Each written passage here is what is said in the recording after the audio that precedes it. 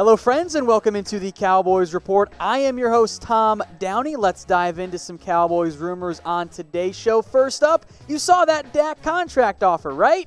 I don't know if that's actually right at all. In fact, I'm going to go ahead and give it the fake news one. And here's as best I can tell what happened. Dallas Morning News and Calvin Watkins puts out, hey, Cowboys have met with Dak Prescott's agent. Then also mentions that there was an offer to Dak Prescott, average salary of $33 million a year, and a guaranteed contract of guaranteed money of $105 million. The problem is, we've seen those numbers before. That was my first takeaway. I'm like, wait, those are the numbers that they offered back in September. Then Mike Fisher comes in and says, no, the numbers you're seeing thrown around were back in 2019. Now, you can debate which one you want to believe, but I'm far more inclined to believe Fish here, mostly because that offer to Dak makes no sense. Why would Dak accept that deal based on what we know?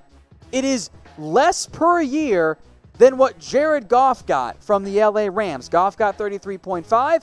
You're offering Dak 33. If he takes it, great, but you're coming in below and under the market value here. Meanwhile, the guaranteed money of 105 is behind Jared Goff, behind Carson Wentz, behind Russell Wilson. Doesn't really make a lot of sense to me, especially if that deal wants to be a 4 or 5 year deal. I've seen people say that, Dak wants a 3-year deal. I have no idea where that started, by the way.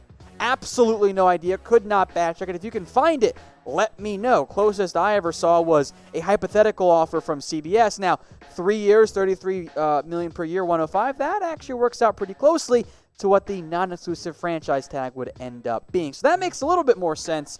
But I don't think this is the new offer from Dak Prescott. Could I be wrong? Sure, but I don't think this is right. I think we kind of got caught up in a bad game of telephone. That article, by the way, never mentioned that it was a new offer, just that was an offer.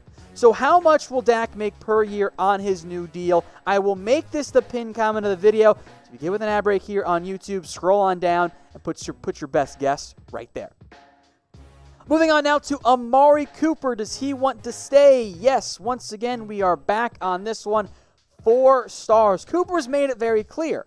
The Cowboys also publicly that they want to bring him back, so I am inclined to believe both of those parties, although money does have a tendency to talk, at least a little bit more loudly than maybe preferred fit or preferred desire. But I do believe him. The contract will be expensive. I think they'll get it done. The clock just, continues to be ticking. Here's what Amari said on 105.3 The Fan. Listen, I love being a Dallas Cowboy. I love everything about it. I was just thinking about that today. I think about it almost every day, really. Just the aura of being a Dallas Cowboy, you can't beat it. He went on to talk about stuff like, with the facility and the star and the primetime games. And then also mention, this is the important part, I want to be a Dallas Cowboy for life. That does not mean, however, that Cooper's going to take a team-friendly deal, or at least what we would consider a team-friendly contract. I think the price tag could come in around $18 million. I am also open to franchise tagging Amari Cooper so I can figure out, hey, why did you struggle down the stretch? Were you banged up? Were you upset with the offense? What exactly was going on? Because he was so good for the first half and then so middling, really, and inconsistent in the back half of that season. But I do believe Amari when he says he wants to stay. I believe the Cowboys when they say that they want to pay him. That's why I think in the end a deal does get done. Now we are coming up on that franchise tag window closing, at least in terms of applying the tag. That's on Thursday. We'll have news for you on Amari, on Dak Prescott most likely that day. So hit that big red button. We'll be live Thursday for you guys. Subscribe, youtube.com/Dallas Cowboys Report. Oh, by the way, make sure notifications are turned on. That way you know each time we have a new video for you guys on the Dallas Cowboys. This is a fun trade idea, but maybe not the most likely. How about a trade for Yannick Ngakoue? In a bubble, I'm all for it. In reality, it's probably not going to end up happening. Just the 1 star here from our good friends over at Fansided. Again, it makes some sense, right? Cowboys are looking for some help across from DeMarcus Lawrence. Ngakoue is awesome. He wants to leave Jacksonville. Cowboys have cap space available, despite what some might tell you about being able to pay players. You could make Yannick fit if you really wanted to. The question you have to decide, is that the best route to go? Because he rejected a $19 million a year deal. Apparently, it was closer to $22 million. that means you're going to have two of the highest paid pass rushers in the NFL. I'm not saying Yannick isn't worth it. He is still a very young player, and it is tough to find consistent 8-sack production, and the tackle for loss keeps going up. He's getting better against the run as well. Now, fans decided to throw out one idea of a Byron Jones for Yannick swap, which doesn't really make sense because you have to do a double tag and trade, and guess what? Tag might be used for Dak Prescott and or Amari Cooper. They also threw out a 2nd-round pick and a 5th-round pick going to Jacksonville, and the Cowboys getting Yannick back in that trade. I think the value actually is pretty close to being right here.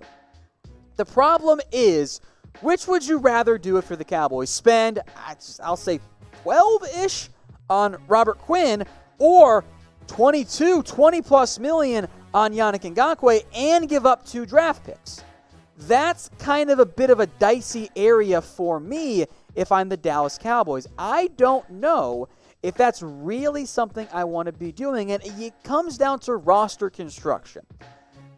You, of course, just want to get the best players you can for the best amount you can. That all makes sense. The issue I have is I don't know if I want to construct my roster where I'm paying 2 of the 3 highest paid pass rushers, edge players in the NFL. I don't know if that's a great investment. Now, you can build your team that way if you want. I don't want to do it and give up draft picks, though. So actually, I'm the one who ends up saying no to that trade. Now, we told you guys about these quarter zips a little bit ago with our friends over at Fanatics. Well, guess what? They're on sale now. 20% off. Guess they heard from you guys. They were a bit too expensive.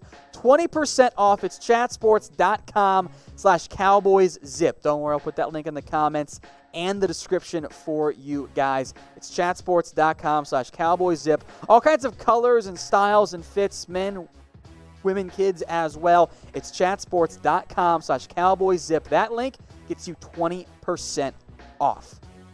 Let's talk about Tyler Eifert now. Is he a realistic top dream signing for the Cowboys? Well, it is realistic, but I'm giving it 1 star because how is Tyler Eifert the dream signing for the Cowboys? That's kind of one where you wake and go, oh, okay, I'm happy with this, but dream is supposed to be awesome. It's supposed to be, maybe if it is still realistic, it's supposed to move the needle. Tyler Eifert doesn't move the needle for me anymore, at least not at this point in his NFL career. Now, he does make some sense. It is realistic. He's not going to be that expensive. He could play with or behind or above Blake Jarwin, depending how Jarwin ends up playing. So it does make some sense. But this is y'all's dream signing, Bleacher Report? I don't think so. 43 grabs, 436? Twin numbers. That doesn't move the needle for me at all. So it certainly is realistic, so that's why I'm not going to give it the fake news side of it. But you can do better than that. If for your dream signing, even at tight end, I think you can do better than that. There are so many defensive tackles, safeties, other players we've gone over here on the Cowboys Report that make more sense and are better dream, even if they are maybe a bit less realistic, but we're still putting dream in there, than Tyler Eifert is. I'm not saying don't sign him. I'm saying if that's your biggest free agency splash, you probably didn't have your dreams come true this offseason. So let me know in the comments section, who is your realistic dream signing for the Dallas Cowboys? Is it maybe a defensive lineman? Is it any number of the safeties out there? Let me know what you guys think in the comments.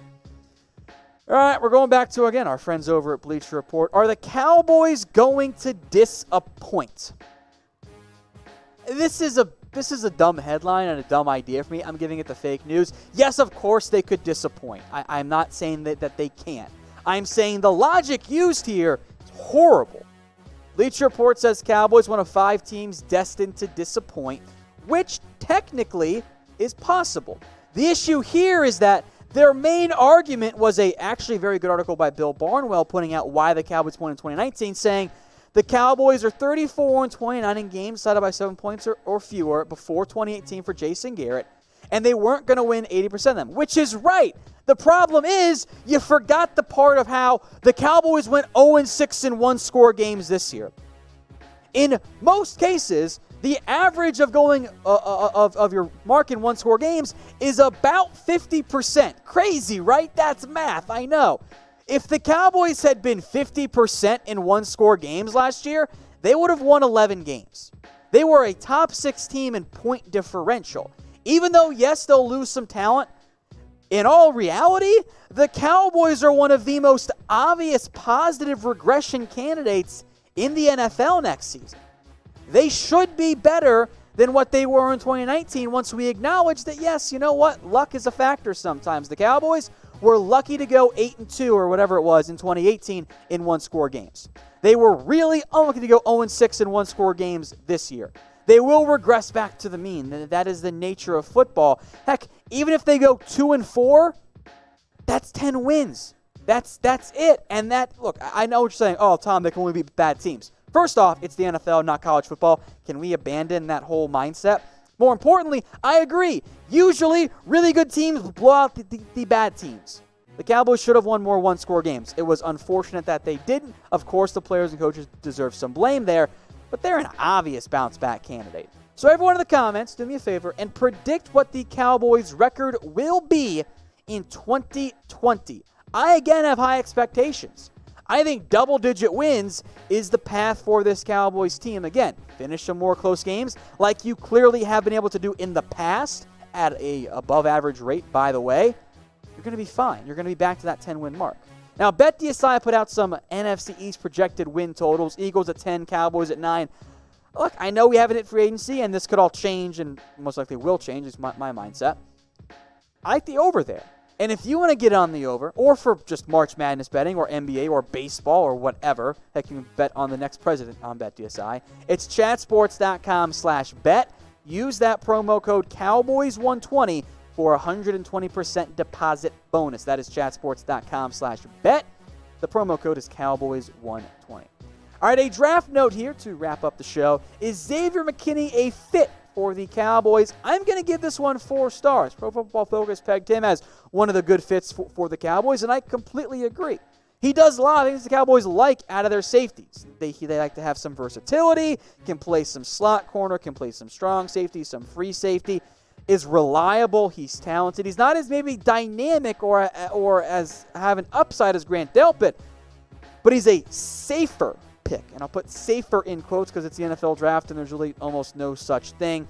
But the Cowboys have always valued that positional flex, and that's what McKinney's done really well. This past year at Alabama, and all this data, by the way, from Pro Football Focus, his snaps by position, 285 at strong safety, 271 at free safety, and 227 at the slot. That's almost, you can, of course, we're playing with the rounding there, a third at those positions, plus some almost edge linebacker snaps on the defensive line and a handful of snaps at corner. That fits well, especially if the Cowboys, they're probably not going to run that much cover 3, but if they want to move to some more tight end stoppers, McKinney fits that role pretty well as a strong safety. If they want to run cover 3, he can. I think he can do cover 2, less so cover 1. Or if they want to do some more quarters match with their corners and safeties, McKinney also fits that. And as we know, it is clearly a need for the Dallas Cowboys because you have Xavier Woods, Donovan Wilson, and nobody else on the roster. Now, I don't desperately want McKinney at 17 overall, but I would be okay with it because PFF is right. He can do several different things for you, and that's valuable in today's NFL. Hey Cowboys fans, thanks for watching the Cowboys Report. If you haven't already, click right here to subscribe to our channel for all the best Cowboys coverage on the internet. That's news, rumors, highlights, mailbags, film studies, and a whole lot more. And I'm making your lives a little bit easier as well with the next Cowboys Report video right here.